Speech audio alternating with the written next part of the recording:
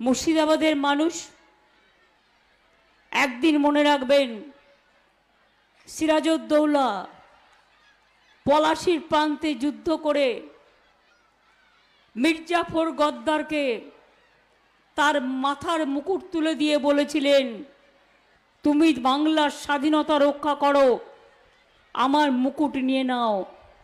কিন্তু মির্জাফর সেদিন কিন্তু কথা শোনেনি, ইংরেজদের সাথে হাত মিলিয়ে 1757 সালে পলাশির যুদ্ধে বাংলাকে হারিয়ে দিয়েছিল। সেরকম আজও মনে রাখবেন, বিজেপি করে আজকে কারা? যারা প্রচুর টাকা করেছে তারা ইডিতে ভয় পায়, সিবিআইকে ভয় পায়, এনআইএ কে ভয় পায়, ইনকাম ট্যাক্সকে ভয় পায়। বিজেপি 10 বছরে একটা কাজও মানুষের জন্য করেনি, কিন্তু দাঙ্গা লাগিয়েছে,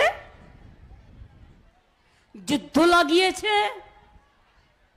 অশান্তি করেছে, অত্যাচার করেছে, জিনিসের দাম বাড়িয়েছে, বেকারি বাড়িয়েছে, কৃষকদের ন্যূনতম সহায়ক মূল্য দেয় না। আমরা কৃষকদের 10,000 টাকা দিই মান্থলি ভাতা, এই বছরে লক্ষ্মীর ভান্ডার, এত বড় সাহস। কদিন আগে বিজেপি বলেছে 3 মাস পরে লক্ষ্মীর ভান্ডার উঠিয়ে দেবো।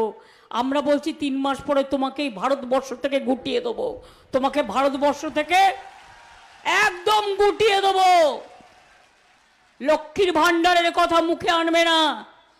বেটি বাঁচাও বেটি পড়াও, একটা মেয়েকে কিছু দাওনি, শুধু মোদির মুখের প্রচার করে গেছো, আর কিছু করনি। রোজ মোদির ছবি, মানুষের জন্য কিছু নয়।